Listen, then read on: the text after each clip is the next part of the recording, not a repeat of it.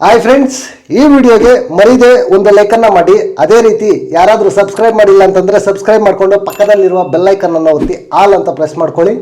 ಇವತ್ತು big boss ಮನೆಯಲ್ಲಿ eliminate ಆಗಿ ಆಚೆ ಬರೋದು ಯಾರು ಅಂತ ಅಲ್ಲಿ ಶೂಟ್ ಕಂಪ್ಲೀಟ್ ಆಗಿದ ತಕ್ಷಣ ವಿಡಿಯೋ ಬರುತ್ತೆ. ನೀವು ಸಬ್ಸ್ಕ್ರೈಬ್ ಮಾಡಿಕೊಂಡು ಬೆಲ್ಲೈಕನ್ನನ್ನು ಒತ್ತಿ ನೋಟಿಫಿಕೇಷನ್ನ ಆನ್ ಮಾಡಿ ಇಟ್ಕೊಳ್ಳಿ. ಗುರು, ಈ ವಾರ ಉತ್ತಮ ಬಂದು ಯಾರಿಗೆ ಸಿಕ್ತು ಮತ್ತು ಕಳಪೆ ಯಾರಿಗೆ ಸಿಕ್ತು ಅಂತ ಒಂದು ಅಪ್ಡೇಟ್ ಇದೆ. ಕಳಪೆ ಎಲ್ಲರಿಗೂ ಗೊತ್ತು, ನನ್ನ ಪ್ರೋಮೋ ಬಂದಿದೆ. ಮಂಜು ಭಾಷಣಿ ಮತ್ತು ರಾಶಿಕಾ ಶೆಟ್ಟಿ ಅವ್ರಿಗೆ ಕಳಪೆ ಸಿಕ್ಕಿದೆ. ಉತ್ತಮ ಬಂದು ಈ ವಾರದ ಉತ್ತಮ ಜಾನ್ವಿ ಅವ್ರಿಗೆ ಸಿಕ್ಕಿದೆ ಅಂತ ನನಗಿರ್ತಕ್ಕಂಥ ಅಪ್ಡೇಟು. ಗುರು, ಇದ್ರ ಬಗ್ಗೆ ನಿಮ್ಮ ಒಪಿನಿಯನ್ ಏನು?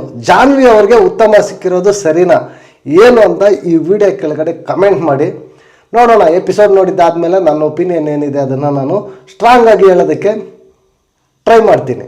ನೆನ್ನೆ ಎಪಿಸೋಡಲ್ಲಿ ನಿಜವಾಗ್ಲೂ ಚಂದ್ರಪ್ರಭಾ ಅವರನ್ನು ನೋಡಿದ್ರೆ ಗುರು ಪಾಪ ಅಂತ ಅನ್ನಿಸ್ತಾ ಇತ್ತು. ಗುರು, ಯಾಕಾದರೂ ಗುರು ಆ ಸತೀಶ್ ಅಣ್ಣ ಜೋಡಿ ಆದರು ಅಂತ ಅವ್ರಿಗೆ ಅನಿಸಿರುತ್ತೆ. ನೋಡಿ, ಅವತ್ತು ಒಂದು ಸ್ವಲ್ಪ ಹೊತ್ತು ವೆಯ್ಟ್ ಮಾಡಿದ್ದಿದ್ರೆ ಚಂದ್ರಣ್ಣ ಇವತ್ತು ಹೆಂಗೋ ಇರ್ತಾ ಇದ್ದ. ಅವಾಗ ಅಲ್ಲಿ ಕೂತ್ಕೊಳ್ಳೋದು ಯಾರು ಅಂತ ಬಂದು ಇವಾಗ ಇಲ್ಲಿ ಅನುಭವಿಸ್ತಾ ಇದ್ದಾರೆ. ಪಾಪ ಗುರು, ಲಿಟ್ರಲ್ಲಿ ಬೇಜಾರಾಯಿತು ನನಗಂತೂ. ಬಟ್ಟು ಪ್ರಾಪರ್ಟಿ ಡ್ಯಾಮೇಜ್ ಮಾಡಿದ್ದು ಮಿಸ್ಟೇಕ್ ಗುರು.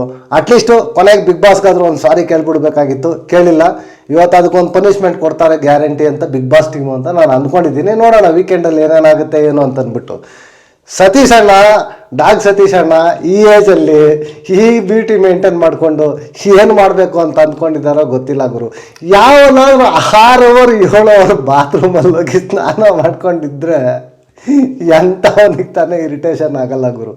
ನಿಜವಾಗ್ಲೂ ಸಿಕ್ಕಾಪಟ್ಟೆ ಬೇಜಾರಾಗುತ್ತಪ್ಪ. ಸತೀಶ್ ಅಣ್ಣ ಸ್ವಲ್ಪ ಅರ್ಥ ಮಾಡ್ಕೋಬೇಕು. ಸೊ ಅನ್ನೆಸೆಸರಿ ಆ ಥರ ಓವರಾಗಿ ಇದು ಮಾಡಬಾರ್ದು. ಏನೋ ಒಂದು ಟ್ರಿಪ್ಪಿಗೆ ಬಂದಿರೋ ಥರ ಇದೆ ಸತೀಶ್ ಅಣ್ಣಗೆ. ಸ್ವಲ್ಪ ಬೇರೆಯವ್ರ ಕಷ್ಟನ ಅರ್ಥ ಮಾಡ್ಕೋಬೇಕು ಅಂತ ಅನ್ನಿಸ್ತಾ ಇದೆ ನನಗೆ.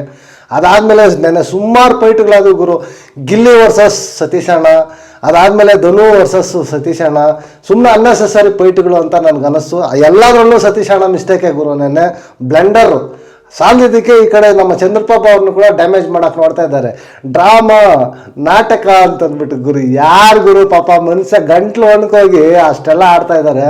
ಇವಯ್ಯ ಡ್ರಾಮಾ ಅದು ಇದು ಅಂತ ಹೇಳ್ತಾರೆ. ಏನು ಗುರು, ನಿಜವಾಗ್ಲೂ ಸಿಕ್ಕಾಪಟ್ಟೆ ಒಂಥರ ಕಾಮಿಡಿ ಥರ ಕಾಣಿಸ್ತಾ ಇತ್ತು ನನಗಂತೂ ಆ ಜಗಳ. ಇನ್ನೊಂದು ಕಡೆ ನಮ್ಮ ಅಸುರ ಸರ್ವಾಧಿಕಾರಿ ನಿಜವಾಗ್ಲೂ ಗುರು ಫುಲ್ಲು ಅಮ್ಮ ನಾಷ್ಟ ಕೊಡ್ರಮ್ಮ ಅಂತ ಬೇಡ ಗುರು. ನಿಜವಾಗ್ಲೂ ಸಿನಿಮಾದಲ್ಲಿ ವಿಲನ್ ಆಗಿ ಸ್ವಲ್ಪ ರಗಡಾಗಿ ಲುಕ್ ಕಾಣಿಸ್ತಾರೆ ಗುರು. ನಿಜವಾಗ್ಲೂ ರಿಯಲ್ ಲೈಫಲ್ಲಿ ಈ ಥರ ಇಷ್ಟೊಂದು ಸಾಫ್ಟ್ ನೇಚರು ಕಾಮಿಡಿ ಥರ ಇರ್ತಾರೆ ಅಂತ ನಾನು ಅಂದ್ಕೊಂಡಿದ್ದೆ. ಅದು ಪ್ರೂವ್ ಆಯಿತು ಗುರು. ನಿಜವಾಗ್ಲೂ ಕೇಳ್ಕೊತಾ ಇದ್ದಾರೆ. ನಿಜವಾಗ್ಲೂ ಆ ಹಸುರ ಮಾತು ಯಾರು ಕೇಳೋದು ಇಲ್ಲ. ಎಲ್ಲಿ ಮಿಸ್ಟೇಕ್ ಆಗಿ ಏನಾಗ್ಬಿಡುತ್ತೆ ಅಂತ ಅಯ್ಯೋ ಏನಕ್ಕಪ್ಪ ಬಂದೆ ಅಂತ ಕೇಳ್ಕೊತಾರೆ. ಸಖತ್ ಫನ್ನಿ ಗುರು ನಿಜವಾಗ್ಲೂ. ಇನ್ನೊಂದು ನಮ್ಮ ಅಶ್ವಿನಿ ಮೇಡಮ್ಮು ಸ್ವಯಂ ಘೋಷಿತ ರಾಜಮಾತೆ ಅವರು ಟಾಸ್ಕನ್ನು ಸಖತ್ತಾಗಿ ಆಡಿದ್ರು ಗುರು. ಆಡಿದಾಗ ಟಾಸ್ಕ್ ಚೆನ್ನಾಗಿ ಆಡಿದಾಗ ಆಡಿದ್ರು ಅಂತಲೇ ಒಪ್ಕೋಬೇಕು. ಆಡಿಲ್ಲ ಅಂದಾಗ ಆಡಿಲ್ಲ ಅಂತಲೇ ಒಪ್ಕೋಬೇಕು. ನನ್ನೆ ಕಾನ್ಸಂಟ್ರೇಷನ್ ಮಾಡಿ ಸಖತ್ತಾಗಿ ಟಾಸ್ಕನ್ನು ಆಡಿ ಫೈನಲಿಸ್ಟ್ ಆದರು. Congratulations and all the best. ಚೆನ್ನಾಗಿ ಆಡಲಿ. ಫಸ್ಟು ಟಾಸ್ಕನ್ನು ಜಂಟಿ ಗೆದ್ರು ಗುರು. ಕಂಬದ ಮ್ಯಾಲಿನ ಮೊಟ್ಟೆ ಯಾವುದೋ ಸಾಂಗ್ ನೆನಪಾಯ್ತು ನನಗೆ. ಆ ಸಾಂಗ್ ಟೈಪೇ ಇದೊಂದು ಟಾಸ್ಕ್ ಇಟ್ಟಿದ್ದಾರೆ ಅಷ್ಟೇ. ಆ ಟೈಟ್ಲು ಕಂಬದ ಮ್ಯಾಲಿನ ಮೊಟ್ಟೆ ಅಂತಂದ್ಬಿಟ್ಟು ಬಿಗ್ ಬಾಸು ಗುರು. ಈ ಸೀಸನಲ್ಲಿ ಟಾಸ್ಕ್ಗಳೇ ಸರಿಯಾಗಿ ಅರ್ಥ ಮಾಡ್ಕೋತಾ ಇಲ್ಲ ಕಂಟೆಸ್ಟೆಂಟ್ಸು ಅಂತ ನನಗೆ ಅನ್ನಿಸ್ತಾ ಇದೆ ಗುರು. ಬಿಗ್ ಬಾಸ್ ಒಂದು ಟಾಸ್ಕ್ ಕೊಡೋದಾದರೆ ಇವರು ಅರ್ಥ ಮಾಡ್ಕೊಳ್ಳೋದು ಇನ್ನೊಂದು ಟಾಸ್ಕು. ಬಿಗ್ ಬಾಸ್ ವಾಯ್ಸ್ ಕೂಡ ಚೇಂಜ್ ಆಗಿದೆ ಗುರು. ಬಿಗ್ ಬಾಸ್ ಕೂಡ ಸ್ಟ್ರಾಂಗ್ ಆಗಿ ಸೆಂಟ್ರಲ್ಲೇ ಬಂದು ನಿಲ್ಸಿ ಅಂತ ಕ್ಯಾಕರ್ಸ್ ತುಕ್ ಅಂತ ಉಗಿತಾ ಇದ್ದಾರೆ.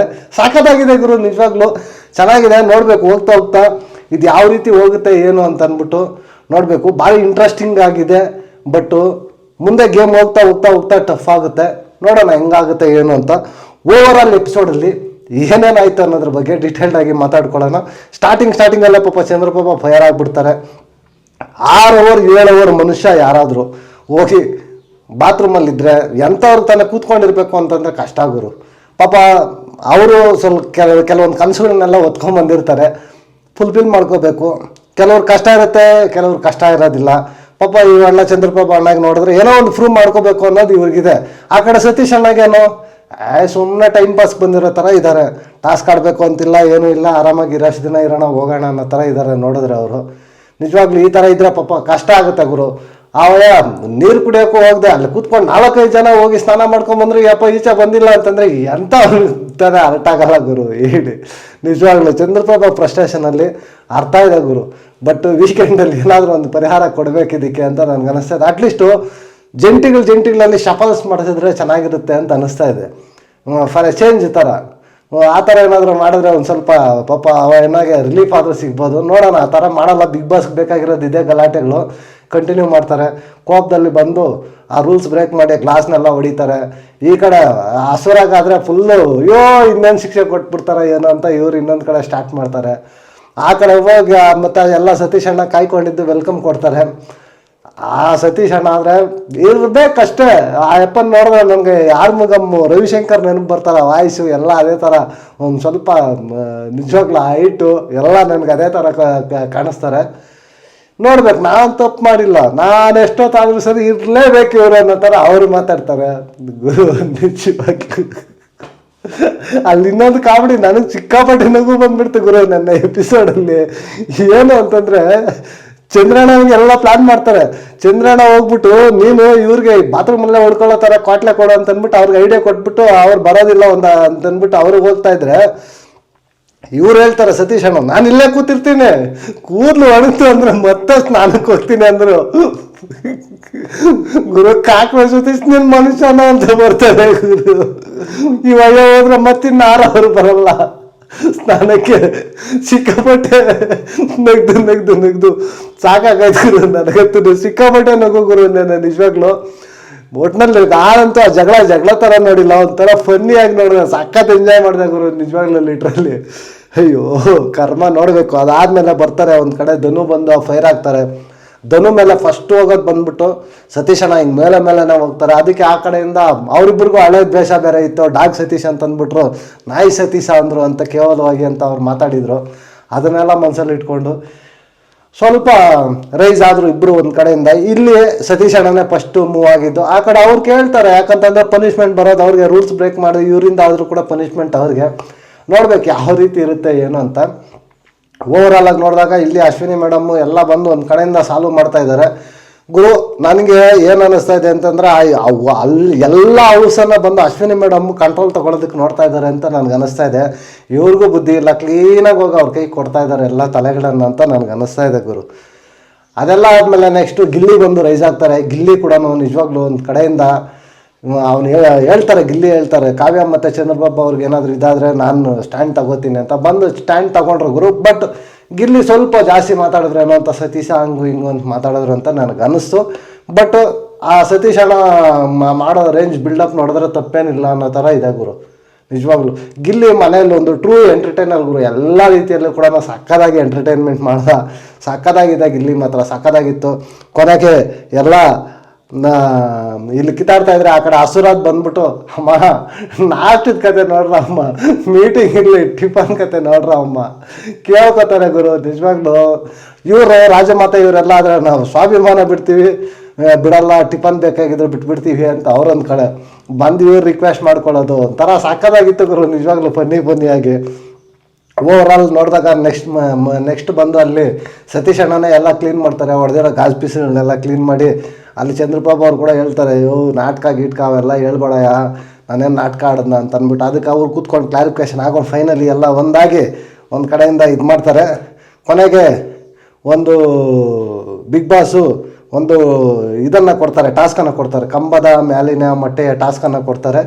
ಅಡ್ವಾಂಟೇಜು ಹಸರ ಕೈಯಲ್ಲಿ ಇಡ್ತಾರೆ. ದೊಡ್ಡ ಬಾಕ್ಸು ಚಿಕ್ಕ ಬಾಕ್ಸು ಅಂತಿರುತ್ತೆ. ಫಸ್ಟ್ ಯಾರು ಹೋಗಬೇಕು, ಸೆಕೆಂಡ್ ಯಾರು ಹೋಗಬೇಕು, ನೀವು ಡಿಸೈಡ್ ಮಾಡಬೇಕು ಅಂತಂದ್ಬಿಟ್ಟು ಇಲ್ಲಿ ಇವರು ಎಲ್ಲ ಬಂದು ಒಂಟಿಗಳು ಟೈಮ್ ಸಾಕಾದಾಗಿ ಚೆನ್ನಾಗಿ ಕಾಕ ಹಿಡಿಯೋಕ್ಕೆ ನೋಡ್ತಾರೆ. ಬಟ್ ಆದರೆ ಅವ್ರಿಗೆ ಗೊತ್ತಲ್ವ ಯಾರೇನು ಮಾಡಿದ್ದಾರೆ ಅಂತಂದ್ಬಿಟ್ಟು ಈ ಕಡೆ ಬಂದುಬಿಟ್ಟು ಜಂಟಿಗಳಿಗೆ ಅವರು ಅಡ್ವಾಂಟೇಜ್ ಕೊಡ್ತಾರೆ.